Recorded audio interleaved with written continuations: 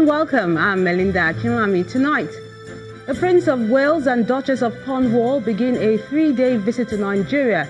Prince Charles meets with President Muhammadu Buhari at the presidential villa, as well as leading traditional rulers. Senate launches inquiry into alleged police failure to respond quickly to invasion of Deputy Senate President's residence by armed men.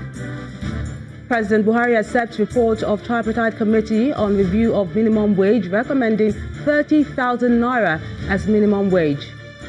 And Cameroon's President Paul Biya takes oath of office for a 7th term. On business news tonight, Senate committee on gas to investigate diversion of $1.05 billion from the NLNG dividend fund by the Nigeria National Petroleum Corporation. And on sports news tonight, Red Star Belgrade stunned last year's finalist Liverpool 2-0 as match day 4 of the UEFA Champions League produces exciting results across Europe. From Abuja, House of Representatives adjust approval for 2019 election budget. Says INEC and security agencies will be funded from 30 different ministries and agencies in addition to service-wide votes.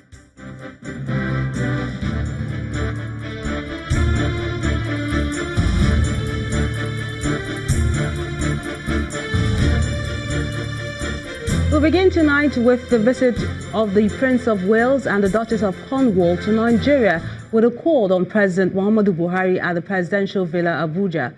Prince Charles and his wife Camilla were received on arrival at the Nnamdi Azikiwe International Airport Abuja by top government officials. The royal couple's 3-day visit is part of a 9-day tour of Africa. Our correspondent Gloria Omezuke has the rest of the story.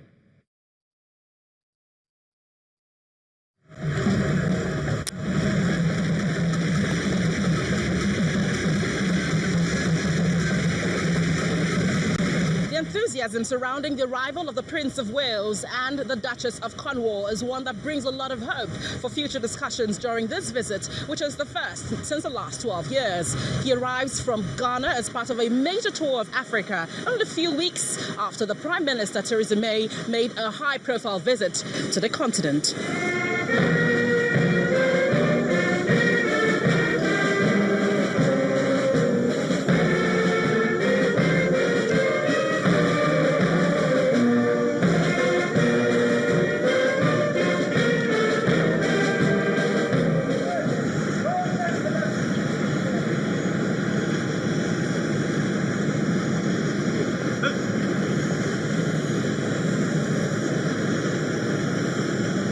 Prince Charles, who is the current head of the Commonwealth of Nations, is not only looking at improving relationships in the area of trade, environment and education, but security. Right, it's the first time that Prince Charles has been. British High Commissioner to Nigeria, Ambassador Paul Oakright, is optimistic that this visit would help boost the nation's security. The UK has been providing military support to Nigeria for the last 4 years. We've trained over 30,000 Nigerian troops who are going to fight the Boko Haram terrorists in the northeast. We're providing support in other ways through intelligence and so on. So we've already provided a lot of support. But when my Prime Minister was here only 2 months ago, we signed a security and defence partnership which will increase that support. We'll look at other ways in which we can provide support because clearly Nigeria needs some support in that area. When it comes to the farmer herders, we're not directly engaged. We're looking at ways in which we can help with reconciliation, with mediation. I know that the Prince of Wales is very interested in this aspect of it as well, and so he will be meeting some people who are involved in the mediation efforts, the peace efforts in the Middle Belt, and encouraging them to go forward. Prince Charles and his wife, the Duchess of Cornwall, who visits Nigeria for the first time, is later received at the presidential villa by President Muhammadu Buhari, the Chief of Staff, cabinet members, and other top government officials. This high-profile visit is expected to strengthen existing ties between Nigeria and Britain as members of the Commonwealth and advance peace-building activities. Prince Charles wraps up his tour of Africa on November 8 and will be returning just in time for his 70th birthday on November 14 in London. Gloria Umezike, Channels Television News. While in Abuja, the Prince of Wales also met with some leading traditional rulers. In attendance were the Obi of Onitsha, Oba of Benin, Oni of Ife, Sultan of Sokoto, Emir of Kano, Etu Nupe, and Shehu of Borno.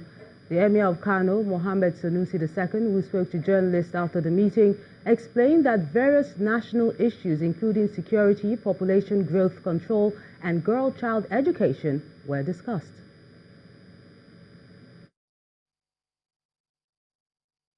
We talked about population control. I know the government is talking about it. My experience as a traditional ruler is that culturally, you're going to have a lot of difficulty if you just approach it in the manner we've always done it, to come and talk about contraception and family planning. That doesn't solve the problem. But the one single silver bullet to me for addressing the demographic challenge is the education of a girl child. And these are the kinds of issues that we had a conversation around, and the whole idea is to how do we work with DFID, how do we work with the British, how do we work with anybody who's interested in dealing with these issues, and see how they can help us and how we can learn from them and how they can learn from our experience. And we also have a duty, obviously, as Nigerians and as traditional rulers, to explain some of the difficulties of communicating across cultures.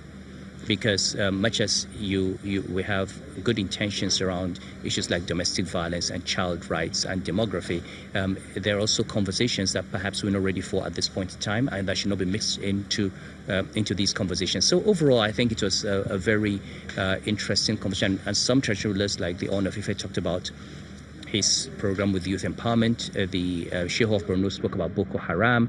The Oba of Benin spoke about some of his housing project. The Obi of Onitsha spoke about poverty. The Obi being a former banker, me being a former banker, obviously talked about poverty and the economy. And the Sultan made a general comment about the importance of traditional rulers for national unity. So, to discuss more about Prince Charles' visit to Nigeria, we're being joined on the news at 10 by Professor Bola Akinterinwa, the former Director General of the Nigerian Institute of International Affairs. A pleasure to have you on the news at 10. Thank you for having me. Now, this visit is coming 2 months after British Prime Minister Theresa May came calling. So what does this say about Britain's interest in Nigeria? It simply suggests that the British are committed to sustaining the relationship with Nigeria for obvious reasons. The mere fact that the Prime Minister was here 2 months ago and the Prince has chosen to come at this particular time to raise questions than just ordinary interest.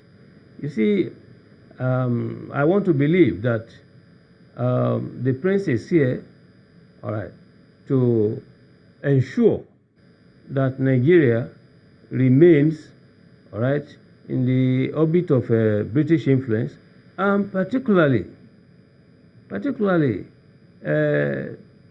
ensure that British interests in Nigeria are not, tampered with. They are well protected. I think that's basically the truth about that. More so that the controversy still surrounding post-Brexit strategies. It is important for the British to begin to woo strong economies in Africa so that they wouldn't be caught unawares by the time they will be exiting, if they will be exiting. Now, Prof, the British government has supported Nigeria in the past, especially regarding the fight against terrorism. Even the UK envoy mentioned in details the areas they have supported Nigeria. But which area of collaboration do you think Nigeria should be exploring at the moment? I think the British should be more interested in the political stability of Nigeria. This is very critical because at the end of the day, if the polity is not stable, then their interests also will not be stable. And security I want to believe, should still be the main focus. And then the British should assist in fighting, tooth and nail, the terrorists. Security, I think, should be given the priority. Well, what about the fight against corruption? I know the president has mentioned that he will be needing collaboration in this regard, especially the return of the stolen funds which have been stashed abroad. Do you think the United Kingdom will be interested in helping Nigeria in this regard? It has always been politics. Right from 1967, when Professor G.S. Cookie identified corruption and indiscipline as the bane of the Nigerian society, what is it that has been done? We all talk about corruption. Corruption has been institutionalized.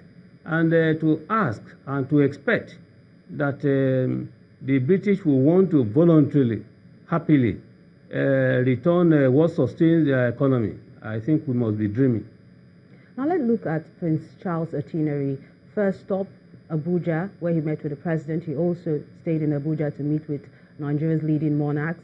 Plus, tomorrow he's going to be meeting with the business, art and fashion community. So are these pointers to where the UK's interest lies? Probably partly. Okay. When an official visit, whether the visit is officious, unofficial, official, there is always the declared interest, and there is also the non-declared interest. So what we are witnessing, visiting different places, will fall under the declared interest. But the untold interest is simply that the British will want to ensure that there is a strong partnership in Nigeria that the British can always rely on. There's nothing like colonial dependency anymore. Even with the Commonwealth of Nations, the truth is that Nigeria has always been following an independentist interest to the British to ensure that at least its own influence continues to increase. Well, Prof, no matter the collaboration, how does the federal government ensure that Nigeria is not getting the short end of the stick? Well, I think it all depends on foreign policy articulation. We don't have any foreign policy focus right now. So you need to sit down and look at what you should be pursuing. Ambassador Oluwadenigi came up with a constructive and beneficial concentrism, which is a modification of what Professor Ibrahim Gambari came up, foreign policy concentrism. Professor Gambari said, look, there is the need to prioritize our foreign policy operational areas. But Ambassador Oluwadenigi said, well, this is good. But the issue is that what interests are we really pursuing in each operational area? So he is saying that we must articulate, we must identify the interest pursued in each operational area in such a way that the Nigerian will always be the beneficiary of that. So in this case, if we are able to sit down and they are able to reposition Nigeria's foreign policy focus, I think that will go a very long way in knowing what we should be pursuing in the UK. I don't think that we have any particular foreign policy focus vis-a-vis the United Kingdom. Thank you so much, Professor Bola Akinterinwa, for speaking with us on the News at 10. In part 2, after the break, Tripartite Committee on Review of Minimum Wage submits report to President Muhammadu Buhari recommending 30,000 naira as minimum wage. Join us again.